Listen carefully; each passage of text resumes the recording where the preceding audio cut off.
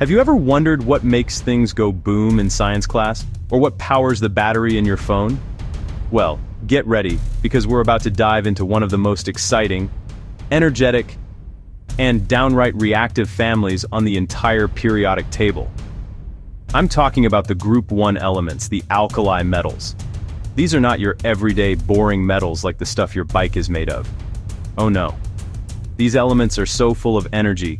They're like the rock stars of the chemical world. They live life in the fast lane, always ready to react with just about anything, especially water. So, where do we find these amazing elements? Take a look at the periodic table. Now, look all the way to the left-hand side. That very first column is Group 1, the home of the alkali metals.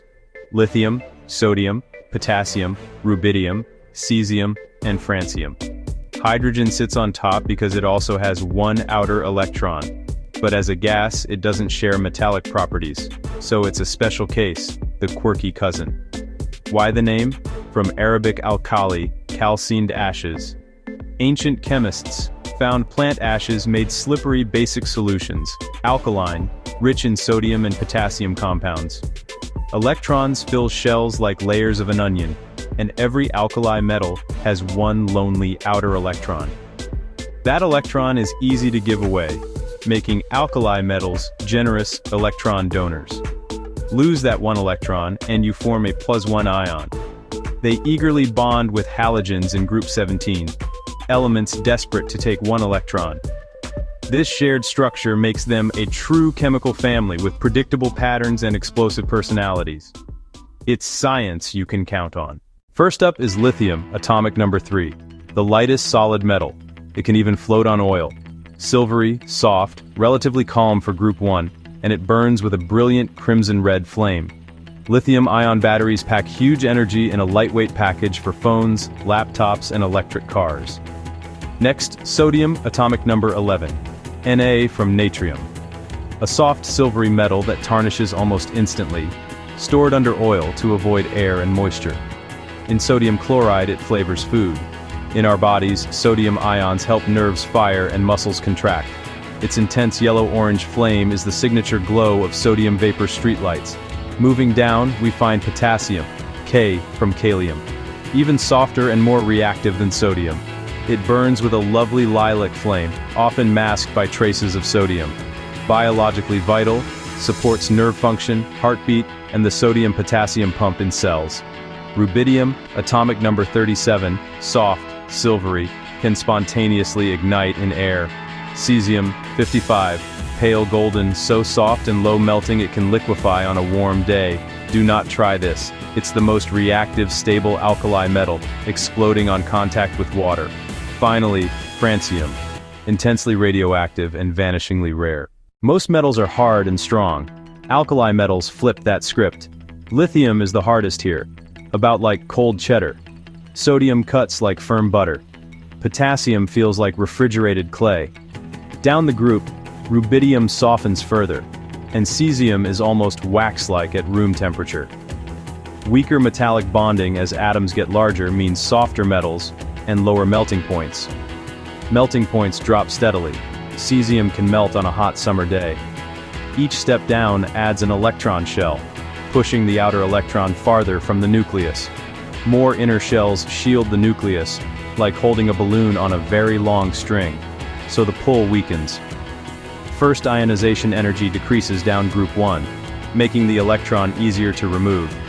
Atomic size increases down the group. Lithium the smallest, francium the largest. You can see it in water reactions. Gentle fizz to full-on explosive. Structure predicts properties. Bigger atoms, weaker bonding, lower melting, higher reactivity. That's the power and beauty of the periodic table's trends. And it's why we treat alkali metals with extreme care and respect. Lithium-ion batteries revolutionized portable electronics and drive the EV revolution. Lithium also toughens specialty glass and ceramics. Some lithium compounds act as mood stabilizers. Sodium chloride is essential for life and flavor. Sodium hydroxide, or lye, is key to making soap, paper, and detergents. Sodium vapor lamps produce that bright yellow-orange, efficiently lighting streets. Metallic sodium serves as a powerful reducing agent, even helping produce titanium. Potassium is a critical electrolyte, supporting heartbeat, nerve function, and fluid balance. Potassium chloride fertilizers are cornerstones of modern agriculture. Rubidium and cesium lose electrons easily under light, the photoelectric effect, useful in photocells and night vision. The second is defined by cesium-133's vibrations. These clocks are so accurate they drift by about 1 second in hundreds of millions of years. They underpin GPS, the internet, and financial networks. Even rare francium plays roles in research, though its instability limits applications. From kitchens to satellites, Group 1 is everywhere. Drop an alkali metal into water and you witness chemistry at full throttle. It all comes down to that lone outer electron. Water takes the electron and splits, forming hydroxide ions and hydrogen atoms. Hydrogen atoms quickly pair into hydrogen gas. Overall, sodium plus water makes sodium hydroxide and hydrogen gas. The reaction is exothermic, releasing a lot of heat. Heat melts the metal into a liquid bead that zips around, pushed by hydrogen like a tiny rocket. Dissolved sodium hydroxide makes the water alkaline. Indicators turn bright pink. The heat can reach hydrogen's ignition temperature. Whoosh, it ignites. Potassium's faster reaction almost always lights hydrogen instantly. For rubidium and cesium, the reaction is practically instantaneous and violently explosive. A vivid trend from top to bottom: more shells, more shielding, much higher reactivity.